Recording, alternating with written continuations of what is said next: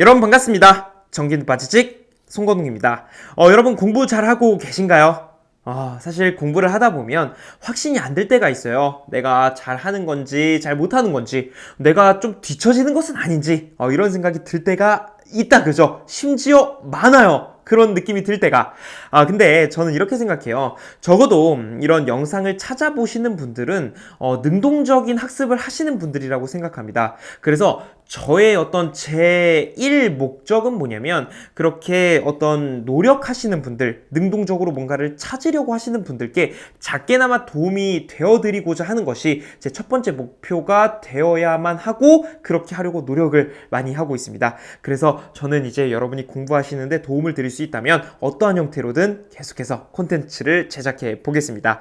자, 오늘도 역시 여러분이 시험장 가서 조금 높은 확률로 만나볼 수 있는 문제가 있어서 제가 영상을 준비를 해봤습니다. 이 내용 역시 기출문제고요. 회로 이론에서 충분히 만나볼 만한 내용입니다. 그래서 이 내용을 지금부터 같이 한번 살펴보겠습니다. 자, 문제 한번 읽어볼게요. 전류 I를 최소로 하기 위한 저항 R2가 무엇이냐? 정말 이 기쁜 마음으로 들어와서 공부를 하려고 했는데 벌써부터 무슨 말인지 잘 모르겠어요. 자, 그러면 일단 회로를 같이 한번 볼게요. 자, 회로 보면 뭔가 좀 달라질 수 있겠죠. 자, 회로 볼게요. 벌써 회로도 뭔가 이상해요. 여기 전압 있고 전류가 전체 전류가 흐르고 R1이라는 저항이 있고, 그리고 특이하게 생겼어요. 여러분, 이게 왜 이렇게 생긴 겁니까? 이게 일종의 가변 저항이라고 봐주시면 돼요. 그러니까 예를 들어 저항이 이렇게 길게 있다고 해볼게요. 그러면 일부, 자, 여기서부터 여기까지를 뭐라고 해볼까요? 예를 들어 5ohm이라고 해보면 이 전체를, 저항 전체를 20ohm이라고 한번 해볼까요? 그러면 이 나머지는 어떻게 되는 거예요? 여기서부터 여기, 여러분, 여기서부터 여기 한 15ohm이 돼야죠. 그래야 이 전체가 25ohm이 돼서 이 전체가 25ohm이 되죠. 제가 지금 여기 막대기를 여기로 구분을 해보겠습니다. 이렇게 헷갈리지 않게. 그럼 여기가 5ohm이고 15ohm이고 전체가 25ohm이고, 이거 느낌 오십니까, 여러분? 그래서 이게 가변 저항이라 그래서 변화하는 저항값이라고 부를 수가 있는 겁니다. 예를 들어 이렇게 레버를 돌린다라고 표현을 해볼게요. 이런 식으로 돌려놓으면 전체 값은 20이 돼야 되는 건 맞죠? 그럼 예를 들어 여기가 뭐 19ohm이고 여기가 1ohm이다, 이렇게 만들 수도 있습니다. 바로 이러한 저항이 여기에 지금 삽입되어 있다, 즉 가변 저항이 들어있다 라고 생각을 해주시면 됩니다. 자, 그러면 어떻게 접근을 해야 될지 잘 모르겠을 때는 처음으로 돌아가는 거예요. 내가 뭘 해야 되지? 이거부터 가는 겁니다. 여러분, 지금 우리 뭐 해야 돼요? 전류 I를 최소로 하기 위한 저항 R2, 즉 이 친구가 어떤 값이 되어야 전체 저항 I라고 하는 것이 최소값이 될 것이냐 라고 이야기할 수 있는 겁니다. 자, 그러면 이렇게 한번 접근해보죠. 전류 I라고 하는 것은요, 오음의 법칙에 의해서 뭐였죠? 여러분, 오음의 법칙 R분의 V였나요? 이거 다들 알고 계시죠? 자, 그러면 여기서 저항값이 만약에 최대치가 됐다고 해봅시다. 이거 R이라고 하는 것은 전체 저항값이죠. 그러면 전체 전류값은 당연히 최소치가 되는 거죠. 자, 문제 볼게요. 전류 I를 최소로 하기 위한 저항 R2가 무엇이 돼야 되느냐, 이 이야기를 하고 있는 거예요. 그러면 여러분, 이 전류 I는 뭐예요? 전체 전류죠. 전체 전류는 전체 저항값이 클 때 가장 작은, 즉 최소값이 된다라는 것을 우리가 먹고 들어가는 겁니다. 여러분, 여기까지만 우리가 이해가 되면 방향성이 잡힌 거예요. 방향성이 잡히면 속도는 중요하지 않습니다. 어떻게 해결해 나가느냐, 차근차근 가면 되는 거예요. 자, 그러면 이 메커니즘을 가지고 한번 풀이를 진행해 볼게요. 그럼 이 I를 구해야 되는데, 제가 이 회로를 이렇게 한번 표현을 해볼까요? 자, 여기 회로가 어떻게 표현이 되냐면 이렇게 해서 저항 하나 있고, 여기서 저항이 또 하나 있고, 여기서 저항이 이렇게 있는 형태입니다. 여러분, 잘 생각해보면, 여러분, 제가 그리는 동안 잘 한번 생각해보세요. 왜 저렇게 표현을 할 수가 있는지. 자, 여기가 R1이고 R2고 여기가 R-R2입니다. 자, 여기가 2고 여기가 I예요. 아니, 도대체 이 그림이랑 이 그림이랑 뭐가 똑같은 겁니까? 자, 여러분, 지금 요 R2 있죠? 요 R2는 어디서부터 어디냐면 여기서부터 여기까지가 R2입니다. 그 R2를 어떻게 표현한 거냐면 여기에 표현한 거예요. 그러니까 이 부분이 지금 이 부분이 된 것이고, 나머지 부분은 어디 있습니까? 결국엔 이 병렬로 연결되어 있는 거잖아요. 이 친구랑 병렬. 결국엔 직병렬이죠. 그래서 이 친구랑 이 친구랑 갈림길에서 이렇게 있잖아요.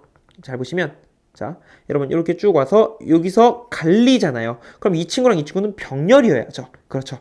그래서 요 R2는 오케이 이해됐습니다. 근데 병렬인 것까지 알겠어요. 근데 왜 R-R2입니까? 자, 여러분 전체가 R이에요. 가변 저항의 전체 값이 R이에요. 근데 여기서부터 여기까지가 R2래요. 그럼 나머지 이 부분은 뭐가 돼야 정말 자연스러운 겁니까? 그냥 분위기 따라 가보자고요. 어떻게 되는 겁니까? 전체가 R이고 여기가 R2니까 나머지는 R에서 R2를 뺀 값이 되겠네. 여기는 R에서 R2를 뺀 값이 되겠네. 그래서 이렇게 표현하는 겁니다. 여러분 여기까지 괜찮으신가요? 여기까지. 여러분 지금 이해 안 되셔도 괜찮으니까 일단 흐름 따라서 쭉 가보자고요. 그리고 다시 돌아와서 들으면 분명히 이해될 거예요. 정말이에요. 일단 가봐요. 오케이. 그러면 이렇게 회로를 만들었어요.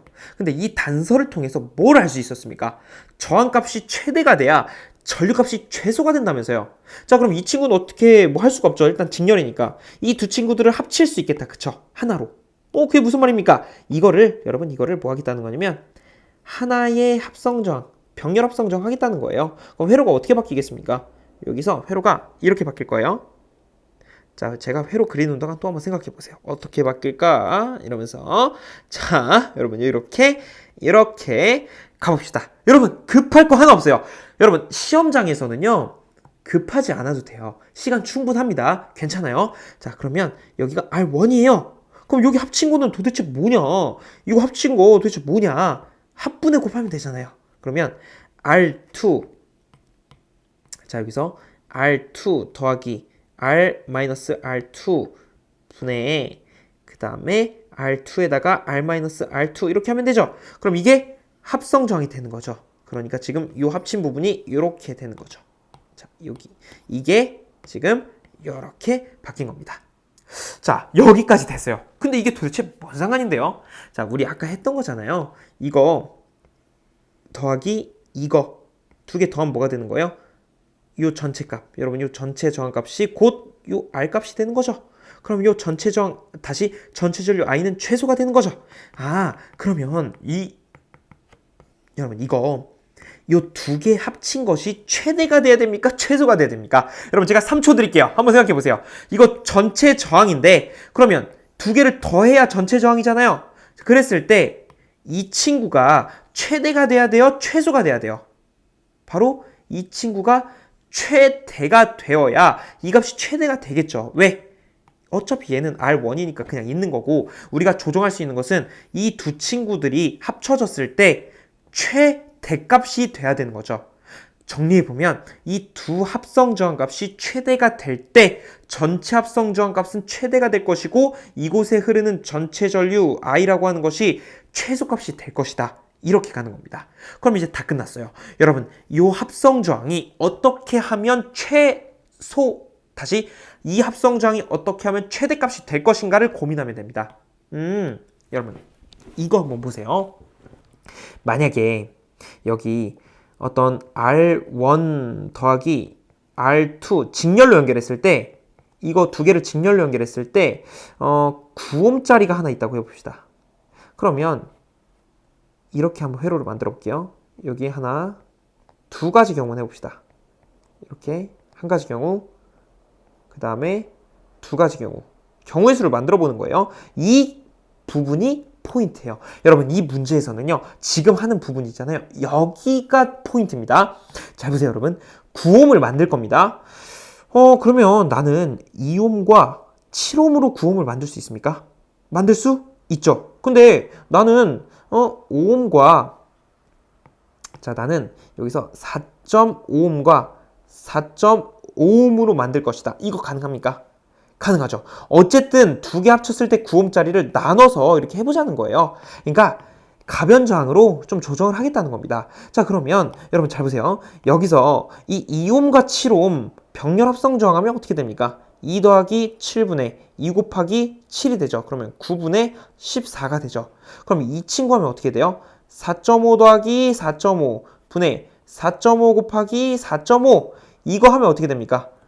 9분의 4.5 곱하기 4.5 계산하지 않겠습니다. 이렇게 되잖아요. 자, 제가 말씀드리고 싶은 건 뭐냐면 결국엔 합성 저항을 만들 때는요. 두 구간의 비율이 똑같은 거, 비율이라기보단 그 값이 똑같은 것이 최대값이 나오게 돼 있습니다. 반드시 그렇게 나와요. 자, 그러니까 이렇게 합성 저항을 하는 것보다 같은 9옴을 똑같이 쪼갠 거, 4.5와 4.5로 쪼갠 것이 두 개를 합쳤을 때 실제로 계산을 해보면 반드시 이 케이스가 값이 크게 나온다는 겁니다. 여러분, 이걸 잘 기억해 주세요. 자, 그러면 어떻게 우리가 이해를 할 수가 있느냐? 같은 저항이 있을 때, 즉 이렇게 덧셈에서 어떤 저항값이 나올 때 병렬 구간으로 서로 쪼갠다면 이것이 같은 저항으로 쪼갤 때 그 값이 가장 크게 나오더라라는 것을 우리가 증명을 한 거예요. 이것을 토대로 우리가 아까 했던 내용에 대입을 한번 해보겠습니다. 여러분, 같을 때 최대라 그랬죠.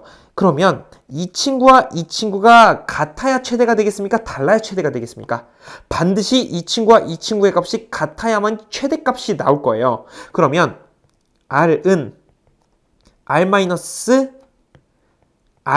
될 때 이 조건을 만족할 때 이 합성 저항값은 최대값이 될 것이고 이것이 최대값이 돼버리니까 이거랑 합쳤을 때 당연히 최대값이 되겠죠. 그 최대값은 어떻게 작용한다? R값에 작용한다. 그럼 전류값은 최소가 된다. 이렇게 가는 겁니다. 여러분 좀 헷갈리죠? 쉽지 않죠? 이게 방금 여기서 우리가 다뤘던 내용 때문에 어렵게 느끼시는 걸 수 있습니다. 그래서 우리가 이 가변 저항을 나눌 때 이 두 친구들이 똑같이 값을 가지게끔 조정을 하면 이렇게 되는 거죠. 이렇게 됐을 때 저항값은 최대가 될 거예요. 그러면 이게 최대가 되는 거잖아요. 요게 최대가 되니까 요게 최대가 되고 이게 최대랑 요 R1이랑 더하면 결국 전체 저항 R값, 요 전체 저항 이곳의 전체 저항 R값이 커질 거예요. 그러면 전류는 R분의 V니까 저항값이 최대가 되니까 전류값은 최소가 되더라. 그래서 이 친구들이 도출이 되는구나. 그러면 이항 정리를 해볼게요. 우리가 구해야 되는 건 R2니까 이 조건을 만족할 때 전류값이 최소가 됐으니까 그때 R2 이항 정리로 구하면 되죠. 그럼 이 친구가 일로 넘어오죠. 자, 그렇게 되면 이 R2는 R이 됩니다. R2는 자 2를 넘기면 2분의 R이 됩니다. 자, 그래서 결론 R2는 2분의 R일 때 전류값이 최소가 됩니다. 조금 더 상세하게 말씀드려볼까요? R2가 2분의 R일 때 R2가 2분의 R이라는 값을 가지고 있을 때 이 병렬 합성 저항은 최대값이 될 것이고 최대값에다가 이 R1을 더하면 전체에 대한 최대 저항이 될 것이고 그때 저항값이 최대가 되니까 전류값은 당연히 반비례 관점에서 최소가 될 겁니다. 그래서 이러한 결과식을 도출할 수가 있어요. 자, 여러분 일단 우리가 문제를 다 풀어봤는데 이거 절대 쉬운 문제 아닙니다. 절대 쉬운 문제 아니에요. 그래서 이거 못 푸셨다 그래서 정말 꿍할 필요 없어요. 정말 이렇게 초조해할 필요가 있다 없다? 없습니다. 그렇기 때문에 우리가 보는 거잖아요. 모르니까 공부하는 거잖아요. 알면은 왜 봅니까? 왜 공부합니까? 그냥 시험 보러 가지. 모르는 것을 시험장 가기 전에 아는 것이 공부죠. 그래서 여러분은 지금 아주 큰 학습을 하신 겁니다. 그래서 이런 유형 크게 바뀌지 않고 잘 나오니까 여러분이 이 내용을 가져가셔서 시험장에서 혹시 만나신다면 여러분이 잘 풀어내셨으면 좋겠습니다. 그래서 오늘 이거 쉽지 않은 문제였는데 함께 공부해 주시느라고 정말 고생 많으셨고 저는 이제 여러분께 도움이 될 만한 소재로 다음 영상에서 또 인사드리도록 하겠습니다. 공부하시느라고 정말 고생 많으시고 저는 계속해서 도움될 만한 영상 업로드 하겠습니다. 고맙습니다.